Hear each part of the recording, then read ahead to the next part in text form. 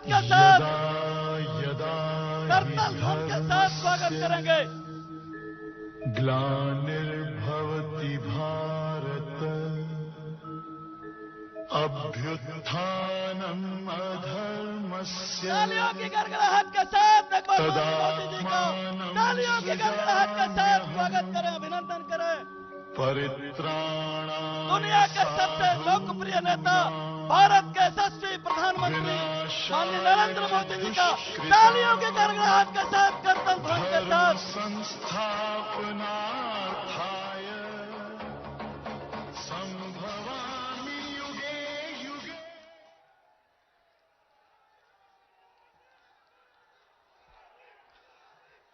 अब मैं सादर आमंत्रित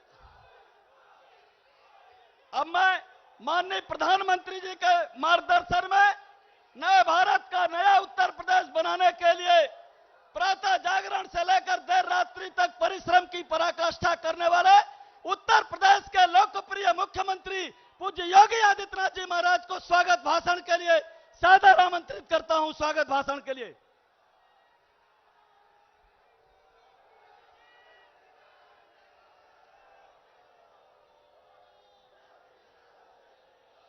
भारत माता की, भारत माता की, भारत माता की। आदरणीय प्रधानमंत्री जी, बाबा दुग्धेश्वरनाथ किस पावन धरा ता देवरहा बाबा की इस पावन साधना स्थली पर आपके इस शुभ आगमन पर मैं देवरिया जनपद की इस विशाल जनता जनार्दन की ओर से मंचस्थ अपने सभी माननीय सांसद, विधानसभा के प्रत्याशी, सहयोगी दलों के नेताओं की ओर से और इस विशाल जनता जनार्दन की ओर से आपका हृदय से स्वागत करता हूं, अभिनंदन करता हूं। देवरिया की यह धरा न केवल आध्यात्मिक और सांस्कृतिक दृष्टि से बल्कि देश की आजादी के दौरान इसी देवरिया में 1942 में भारत छोड़ो आंदोलन के इस अभियान के दौरान बलिदान हुए रामचंद्र विद्यार्थी और सोना सुनार की इस धरती पर अमृत महोत्सव वर्ष के अवसर पर मैं आपका हृदय से स्वागत करता हूं, अभिनंदन करता हूं। आदरणीय प्रधानमंत्री जी, आपने आजादी के बाद भारत की चली आ रही परंपरागत वंशवाद, जातिवाद, क्षेत्रवाद और भाषावाद की राजनीति को बदल करके उसे विकास, सुशासन और गरीब कल्याणकारी योजनाओं के साथ जोड़ने का जो अभूतपूर्व कार्य देश के अंदर किया, आज उसका परिणाम पूरे देश के अंदर देखने को मिलता है। 135 करोड़ की आबादी का भारत आज आप पर और आपके नेतृत्व पर गौरव की अनुभूति करता है। वैश्विक स्तर पर भारत का सम्मान बढ़ा है तो 135 करोड़ जनमानस आपके यशस्वी नेतृत्व पर अपार जन विश्वास के रूप में आपको देखता है और देश की सबसे बड़ी आबादी का राज्य उत्तर प्रदेश आपके यशस्वी मार्गदर्शन और नेतृत्व में आज देश की अग्रणी अर्थव्यवस्था बनने की ओर अग्रसर है। भारत सरकार की जितनी भी गरीब कल्याणकारी योजनाएं हैं, विकास के बड़े बड़े परियोजनाएं हैं, उन सभी को उत्तर प्रदेश के अंदर प्रभावी ढंग से लागू करने में विगत 5 वर्ष के अंदर जो सफलता प्राप्त हुई है, आज उसी का परिणाम है कि आपने उत्तर प्रदेश में 1947 से 2017 तक केवल 12 मेडिकल कॉलेज बने थे और आज आपके मार्गदर्शन में उत्तर प्रदेश में 2 नए एम्स और 32 नए मेडिकल कॉलेज की स्थापना हो चुकी है और उसमें इस देवरिया में भी महर्षि देवराहा बाबा के नाम पर भी एक मेडिकल कॉलेज आपके करकमलों से इसी सत्र में प्रारंभ हुआ है। मैं इस धरती पर आपके आगमन के लिए हृदय से अभिनंदन करता हूं, स्वागत करता हूं। अब देवरिया जनपद वासियों को विशेषज्ञ स्वास्थ्य सुविधा के लिए और यहां के नौजवानों को मेडिकल की शिक्षा के लिए अब अन्यत्र नहीं जाना पड़ेगा, बल्कि देवरिया में ही वह सुविधा यहां के नागरिकों को प्राप्त होगी। इसके लिए आपका आभार व्यक्त करते हुए मैं आपका अभिनंदन करता हूं। महोदय, भारत सरकार की अन्नदाता किसानों के कल्याण से जुड़ी हुई योजना हो, गरीबों को आवास से जुड़ी हुई योजना हो और पूर्वी उत्तर प्रदेश बीमारी की इस वेदना को इससे ज्यादा कौन झेल सकता है, जिसने 4 दशक तक मस्तिष्क ज्वर की वेदना को झेला हो। हजारों बच्चे जिस इंसेफ्लाइटिस और मस्तिष्क ज्वर की चपेट में आकर के समय काल कलवित होते थे, पहली बार आजादी के बाद वो संवेदना देखने को मिली थी जब आपके नेतृत्व में स्वच्छ भारत अभियान में हर गरीब के घर में एक शौचालय देने का काम हुआ और जल जीवन मिशन के अंदर हर गरीब के घर में हर घर नल की योजना प्रभावी ढंग से लागू होती हुई दिखाई दी। आज उसका परिणाम है कि इंसेफ्लाइटिस से होने वाली मौत के आंकड़े 95% कम हो चुके हैं और जैसे कोरोना का बेहतरीन प्रबंधन आपके नेतृत्व में भारत ने किया है, उसी तर्ज पर इंसेफ्लाइटिस और अन्य विषाणु जनित और जल जनित बीमारियों का समाधान करने की दिशा में आज उत्तर प्रदेश आगे बढ़ा है। महोदय, मैं आपका अभिनंदन इस अवसर पर, इस चुनावी सभा के अवसर पर इसलिए भी करना चाहता हूं। एक अभिभावक के रूप में आपने पूरे देश को कोरोना जैसी महामारी में बचाने के लिए जिस प्रकार के प्रयास किए, पूरी दुनिया ने उसकी सराहना की। जीवन भी बचाया गया, जीविका को भी बचाया गया।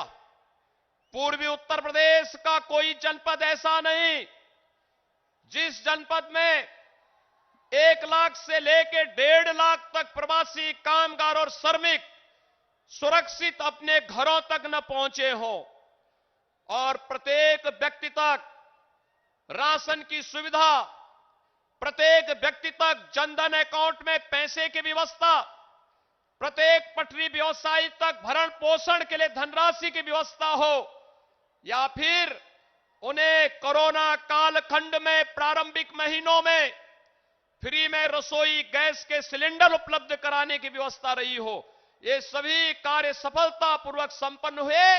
और पहली बार लगा कि एक सामान्य बीमारी में तो कोई देखता नहीं था, महामारी के दौरान सरकार की संवेदना कैसे होती है, वह संवेदना देखने लायक थी।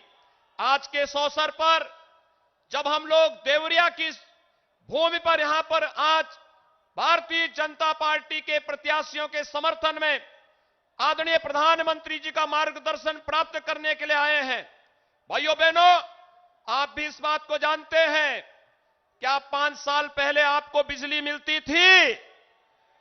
बिजली मिलती थी आपको? 2017 के बाद आपके यहां बिजली आ रही है?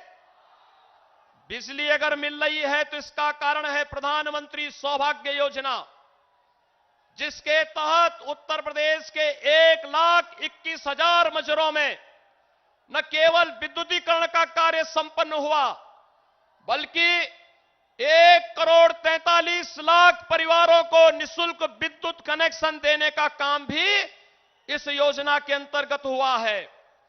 भाइयों बहनों, सर्वाधिक खाद्यान्न घोटाला अगर 2017 के पहले आप देखेंगे तो देवरिया, कुशीनगर, बलिया ये जनपद थे जिनमें सर्वाधिक खाद्यान्न घोटाला हुआ करता था। आज तो आपको कोरोना कालखंड में भारतीय जनता पार्टी की डबल इंजन की सरकार है, तो राशन का डबल डोज भी मिल रहा होगा ना? राशन मिल रहा है कि नहीं मिल रहा है? अपना अगर मिल रहा है तो दोनों हाथ ला करके बोलेंगे, नहीं मिल रहा है तो फिर वो भी बोलेंगे। राशन मिल रहा है कि नहीं मिल रहा है? 2 बार महीने में मिल रहा है कि नहीं मिल रहा है? और दाल, तेल और नमक क्या इससे पहले 17 के पहले भी मिलता था क्या? सपा की सरकार के समय, बसपा की सरकार के समय, या फिर उससे पहले? भाइयों बहनों, यही होती है सरकार की संवेदना। यही जो राशन आज आपको मिल रहा है, प्रधानमंत्री जी ने जो तकनीक का उपयोग करके एक एक राशन की दुकान को ई-पॉस मशीन के साथ जोड़ करके और प्रत्येक गरीब का खाता खोल करके जो व्यवस्था बनाई है, आज उसका परिणाम है 15 करोड़ गरीब उत्तर प्रदेश के अंदर महीने में 2 बार राशन की सुविधा प्राप्त कर रहे हैं। ये वही उत्तर प्रदेश है और ये देवरिया और कुशीनगर का वही क्षेत्र है जहां मुसहरों के पास अपने मकान नहीं थे। आज इन क्षेत्रों में हर गरीब के पास अपना मकान है। उत्तर प्रदेश में प्रधानमंत्री आवास योजना के अंतर्गत 43,50,000 से अधिक गरीबों को आज एक एक आवास ग्रामीण अथवा शहरी क्षेत्र में देने में सफलता प्राप्त हुई है। ये प्रधानमंत्री मोदी जी की गरीब के प्रति, गांव के प्रति, अन्नदाता किसान के प्रति संवेदना का ये बेहतरीन उदाहरण है। आज के इस अवसर पर भाइयों बहनों, जब उत्तर प्रदेश में 4 चरणों के चुनाव संपन्न हो चुके हैं और आज ही 5वें चरण का चुनाव चल रहा है, भाइयों बहनों, हम विश्वास के साथ कह सकते हैं उत्तर प्रदेश के अंदर सुरक्षा का जो बेहतरीन वातावरण हुआ और ये उत्तर प्रदेश का ये सुरक्षा का माहौल, एक तरफ एक्सप्रेसवे बनाने के लिए जहां हम लोगों ने बेहतरीन तरीके से बुलडोजर का उपयोग किया है, वहीं दूसरी ओर गरीबों का अन्न हड़पने वाले, गरीबों की जमीनों पर कब्जा करने वालों के खिलाफ भी इस बुलडोजर का जब बेहतरीन उपयोग हुआ है, तो आज बुलडोजर एक ब्रांड बन करके उभर करके सामने आ रहा है। और भाइयों बहनों, मैं आज के इस अवसर पर एक बार फिर से आदरणीय प्रधानमंत्री जी का देवरिया की इस धरती पर उनके द्वारा पूरे देश के अंदर विकास के बड़ी बड़ी परियोजनाओं को देने, गोरखपुर में बंद खाद कारखाना को चलाने का हो, गोरखपुर में एम्स की स्थापना का हो, या उत्तर प्रदेश के हर जनपद में एक मेडिकल कॉलेज की स्थापना के कार्यक्रम को आगे बढ़ाने का हो, या फिर express highway, inter state connectivity के माध्यम से आवागमन को और सरल और सहज बनाने का हो, या फिर हर घर नल योजना के माध्यम से प्रत्येक नागरिक के घर तक शुद्ध पेयजल की व्यवस्था उपलब्ध करवाने का एक अभिनव कार्यक्रम हो, ये सभी कार्यक्रमों पर जन विश्वास का प्रतीक आज उत्तर प्रदेश विधानसभा का चुनाव होने जा रहा है। और भाइयों बहनों, उत्तर प्रदेश बदला है, उत्तर प्रदेश में फर्क साफ नजर आता है। और उस फर्क को साफ नजर आने में 4 चरणों के चुनाव रुझान इस बात को सीधे सीधे इशारा करते हैं। आज के इस अवसर पर मैं एक बार फिर से यहां पर रुद्रपुर से श्री जयप्रकाश निषाद जी, पथरदेवा से सूर्य प्रताप शाही जी, देवरिया से श्री सलभमणि त्रिपाठी जी, रामपुर कारखाना से श्री सुरेंद्र चौरसिया जी, भाटपा रानी से श्री सभा कुंवर कुशवाहा जी, सलेमपुर सुरक्षित से श्रीमती विजयलक्ष्मी गौतम जी, बरस से श्री दीपक मिश्रा साका जी और चोरी चौरा से श्री श्रवण निषाद जी, ये भारतीय जनता पार्टी के प्रत्याशी हैं। आदरणीय प्रधानमंत्री जी का मार्गदर्शन हम सबको प्राप्त हो। कमल चुनाव चिन्ह के लिए हम सभी प्राण प्रण से जुड़ करके 3 मार्च को भारतीय जनता पार्टी के इन सभी प्रत्याशियों को भारी बहुमत से विजयी बना करके हम लोग उत्तर प्रदेश के अंदर एक दमदार सरकार बनाने में अपना योगदान दें। इस विश्वास के साथ एक बार फिर से मैं आदरणीय प्रधानमंत्री जी का देवरिया की धरती पर हृदय से स्वागत और अभिनंदन करते हुए उन्हें सादर आमंत्रित करता हूं कि आदरणीय प्रधानमंत्री जी, आप देवरिया की इस जनता जनार्दन को अपना मार्गदर्शन देने की कृपा करें। आदरणीय प्रधानमंत्री जी।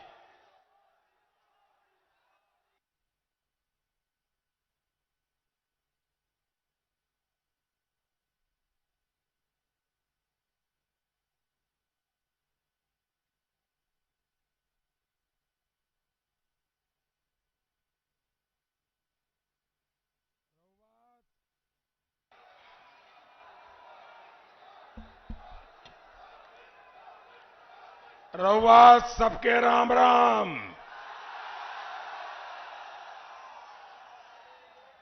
देवरा बाबा के धरती देवरिया के हम दोनों हाथ जोड़ के प्रणाम करे तने।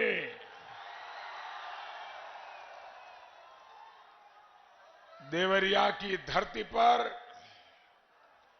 देवरही माता तरकुलही देवी का अपार आशीर्वाद है। ये धरती महायोगी देवरहा बाबा की तपोस्थली और बाबा राघवदास जी की कर्मभूमि रही है। इस धरती पर महान क्रांतिकारी पंडित राम प्रसाद बिस्मिल की समाधि है। महान वीरों की इस धरती को मैं सर झुकाकर प्रणाम करता हूं।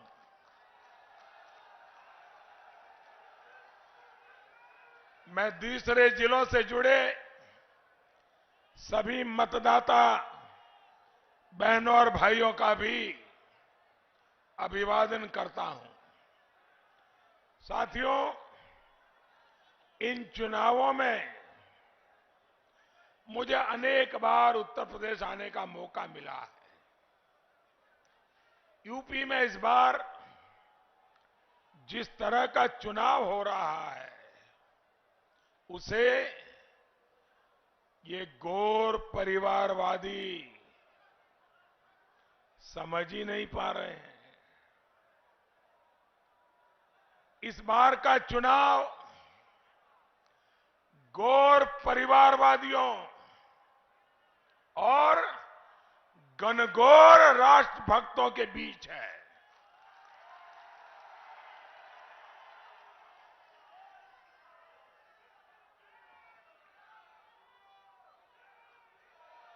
इस चुनाव में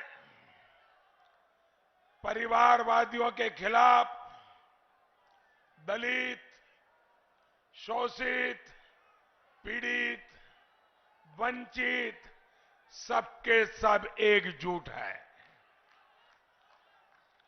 इस चुनाव में परिवारवादियों के खिलाफ पिछड़ा वर्ग भी एकजुट है और सामान्य वर्ग ने भी उन्हें पटखनी देने की ठान ली है।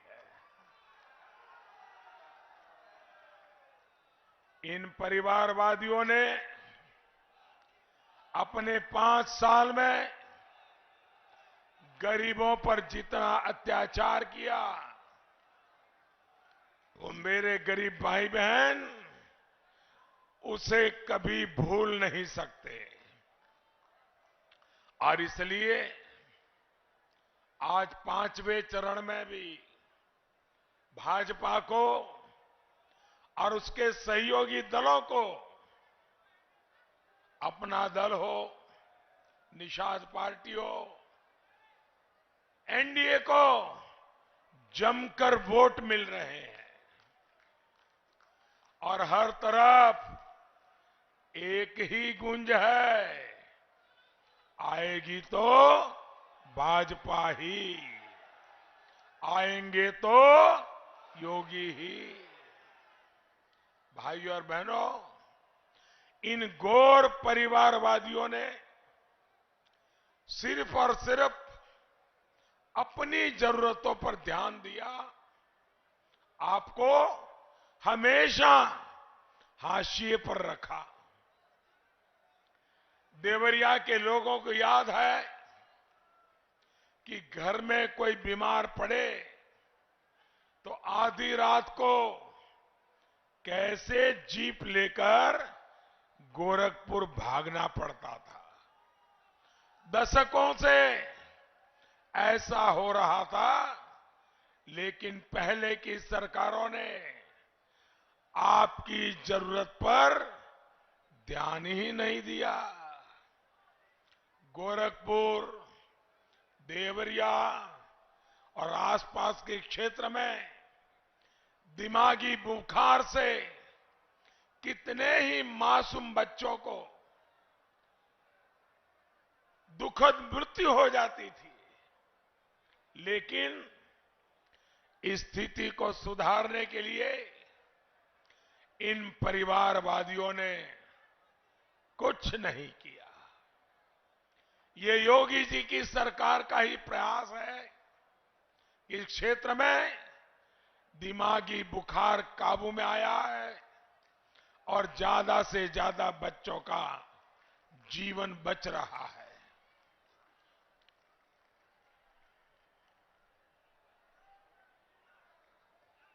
अभी कुछ समय पहले मुझे यूपी में 9 मेडिकल कॉलेजों का एक साथ लोकार्पण करने का मौका मिला था। देवरिया का महर्षि देवराहा बाबा मेडिकल कॉलेज भी उसमें शामिल है। ये मेडिकल कॉलेज पहले भी बन सकता था, लेकिन आप लोग कभी इन गौर परिवारवादियों की प्राथमिकता में थे ही नहीं। ये हमारी ही सरकार है जिसने गरीब से गरीब को अच्छे से अच्छे अस्पताल में 5 लाख रुपए तक का मुफ्त इलाज कराने की सुविधा भी दी है। साथियों, हमने सिर्फ देवरिया के लिए ही नहीं बल्कि पूरे प्रदेश में 18 नए मेडिकल कॉलेज बनाए। 20 पर तेजी से काम चल रहा है। गोरखपुर में बने एम्स से आपको 2 गुनी राहत मिली है। हमारी कोशिश ये भी है कि गरीब का बेटा बेटी अपनी भाषा में, वो अपनी भाषा में ही मेडिकल और इंजीनियरिंग की पढ़ाई करे।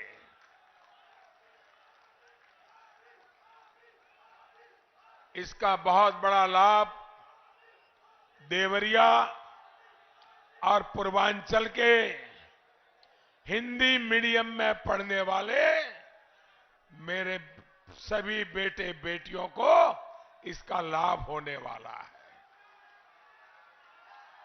साथियों, पिछले 2 साल से पूरी दुनिया ऐसी महामारी का सामना कर रही है, 100 साल में कभी न ऐसी महामारी किसी ने देखी, न ऐसी महामारी के लिए किसी ने सोचा।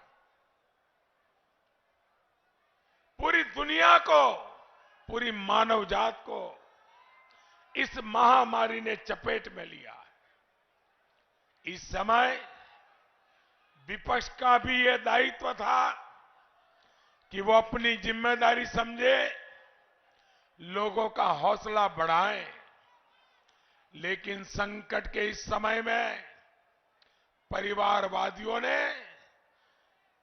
आपकी सहायता करने के बजाय आपको डराना, चिंता में रखना, संकट और बढ़ाने के लिए जो कुछ भी कर सकते हैं करने में पीछे नहीं रहे। गरीब को इन लोगों ने वैक्सीन के खिलाफ भड़काकर आपको खतरे में डालने की कोशिश की। आज इसी वैक्सीन की वजह से तेजी से हालात सुधर रहे हैं, व्यापार कारोबार शुरू हुआ है, स्कूल कॉलेज खुल रहे हैं। भाइयों बहनों, आपको टीका लगा कि नहीं लगा? जरा हाथ ऊपर करके बताइए, टीका लगा क्या? सबको टीका लगा? आपको टीका लगाने के लिए 1 रुपया भी खर्च करना पड़ा क्या? 1 पैसा भी देना पड़ा क्या? भाइयों बहनों, महामारी के दौरान जब देश गरीबों के चिल्ले की, उनके चूल्हे की चिंता कर रहा था, तो इन परिवारवादियों को अपने वोट की चिंता सता रही थी।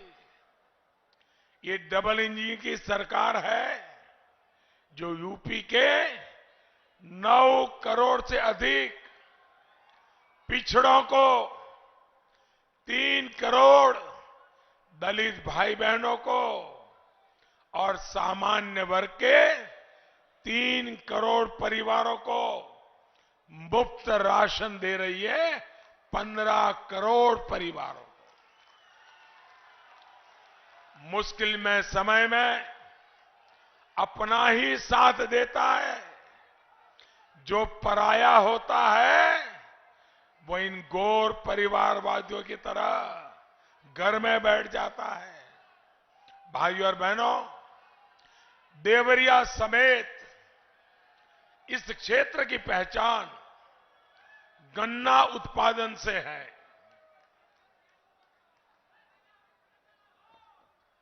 लेकिन इस क्षेत्र की चीनी मिलों को इन परिवारवादियों के शासन में बंद करा दिया गया। देवरिया का हमारा गन्ना किसान कभी नहीं भूल सकता है कैसे वो अपनी उपज बिचौलियों को बेचने के लिए मजबूर था। गन्ने की पर्ची के लिए कभी लाठी तो कभी अपमान सहना पड़ता था। पर्ची मिल भी गई, उसके भुगतान के लिए इंतजार करना पड़ता था। कई महीनों, कई सालों के बाद अगर भुगतान हुआ भी तो वो भी किस्तों में किया जाता था। ऐसे ही हाल में आप घर के खर्चे निकालते थे, कर्जा लेकर बच्चों को पढ़ाते थे, बेटियों की शादी करते थे। अगर आपके जीवन की इन दिक्कतों का उन्हें एहसास भी होता तो वो हालात सुधारते, लेकिन उन्होंने चीनी मिलों को लूटकर पैसा कमा लिया और आपको अपने हाल पर छोड़ दिया। साथियों, योगी जी की सरकार में नई चीनी मिलें खोली जा रही हैं, चीनी मिलों की आर्थिक हालत सुधारी जा रही है, गन्ना किसानों की आय बढ़े, इसके लिए इथेनॉल ब्लेंडिंग का काम भी तेजी से बढ़ाया जा रहा है। पिछले 5 साल में करोड़ों लीटर इथेनॉल यूपी से खरीदा गया है। इससे यूपी को 12,000 करोड़ रुपए से ज्यादा यूपी को मिले हैं। आज गन्ने की पर्ची हो या गन्ने का भुगतान, ये सब आसानी से किसानों को मिल रहा है। पिछले 5 साल में योगी जी की सरकार ने गन्ना किसानों का 1,60,000 करोड़ रुपए भुगतान किया है। इसमें परिवारवादियों का समय का जो बकाया था वो भी योगी जी में उनको वो कर चुकाना पड़ा। साथियों, हमारी सरकार कैसे आपकी चिंता करती है, उसका एक उदाहरण गोरखपुर का नया फर्टिलाइजर प्लांट भी है। पहले जो खाद कारखाना बंद हुआ, उसे शुरू कराने के लिए सांसद के तौर पर योगी जी ने बहुत मेहनत की, लेकिन परिवारवादियों ने ये काम होने नहीं दिया। ये काम तब हुआ जब भाजपा की उत्तर प्रदेश में और दिल्ली में सरकार बनी। गोरखपुर का नया फर्टिलाइजर प्लांट अभी क्षेत्र का गौरव बढ़ा रहा है, किसानों की दिक्कतें कम कर रहा है। साथियों, परिवारवादियों के राज में इस क्षेत्र में अवैध कब्जों की भी बाढ़ आ गई थी। हमारी सरकार पानी की बाढ़ और अवैध कब्जे की बाढ़ दोनों को रोकने का काम कर रही है। भाजपा सरकार अब ऐसी व्यवस्था बना रही है कि कोई अपराधी किसी गरीब के घर की तरफ आंख उठाकर नहीं देख पाए।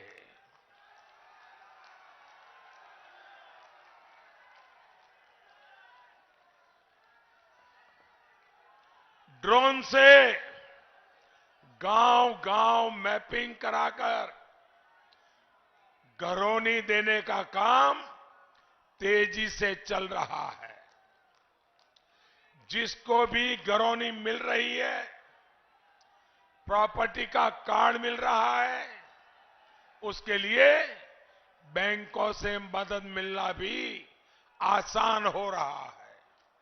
साथियों, गरीब, पीड़ित, शोषित, वंचित की ताकत क्या होती है, इतिहास इसका साक्षी रहा है।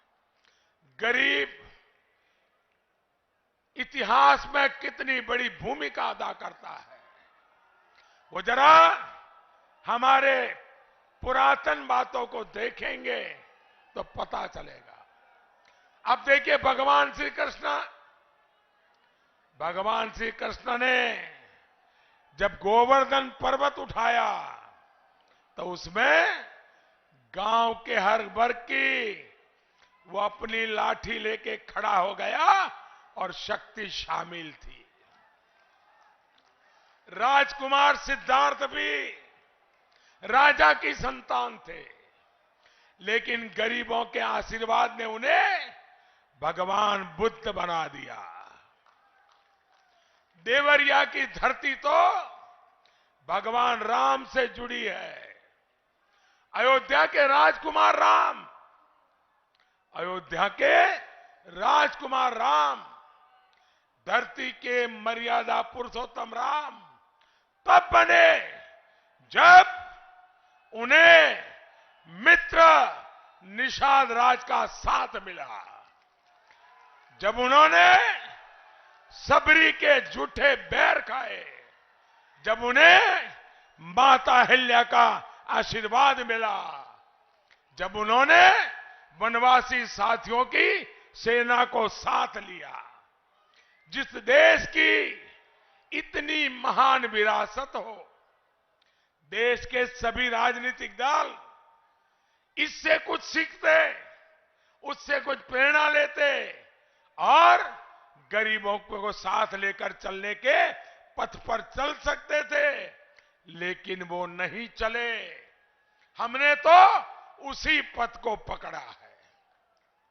इसलिए भाजपा सरकार का मंत्र है सबका साथ, सबका विकास, सबका विश्वास, सबका प्रयास।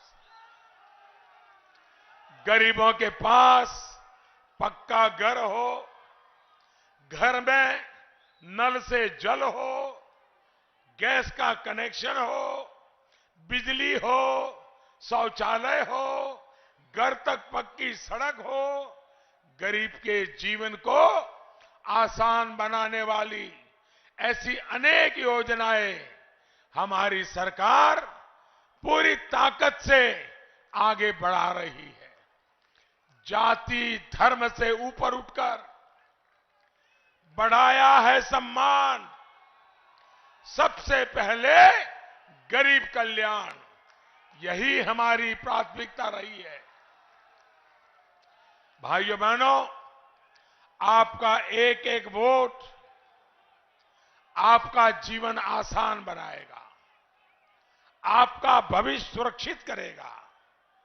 इसलिए इस चुनाव में एक बार फिर भाजपा को जिताना है, अपना दल को जिताना है, निषाद पार्टी को जिताना है। भाइयों बहनों, मेरा एक काम करोगे? जरा हाथ ऊपर करके मुझे पूरी ताकत से बताइए, मेरा एक काम करोगे? आप भी करोगे? आप भी करोगे? मेरा काम करोगे? पक्का करोगे? एक काम जरूर कीजिए, 3 तारीख के पहले घर घर जाइए और हर घर जाकर के मोदी जी के प्रणाम पहुंचाइए। करेंगे? घर जाकर के बताना मोदी जी ने आपको प्रणाम भिजवाया है। करेंगे? घर घर जाएंगे, मतदाताओं को मिलेंगे, एनडीए को जिताने की बात करेंगे, भाजपा को जिताने की बात करेंगे, अपना दल को जिताने की बात करेंगे, निषाद पार्टी को जिताने की बात करेंगे। भाइयों बहनों, अब ऐसा तो नहीं होगा ना, इतनी बड़ी रैली हो गई, इतने लोग आ गए, अब क्या बात है, चलो सो जाओ, ऐसा तो नहीं करेंगे ना? ऐसा नहीं करेंगे ना? अब ज्यादा काम करना है जी। करेंगे? घर घर जाएंगे। बस हमारा एक ही मंत्र चाहिए, पहले मतदान फिर जलपान, इसे न भूलिएगा। आपका बहुत बहुत धन्यवाद। भारत माता की, भारत माता की।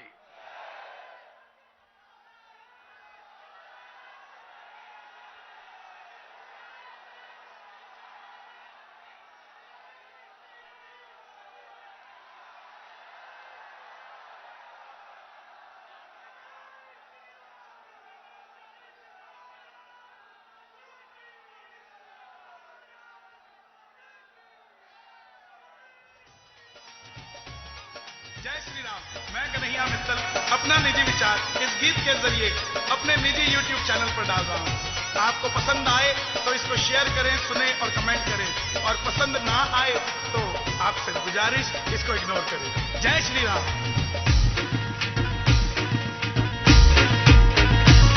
जो राम को लाए हैं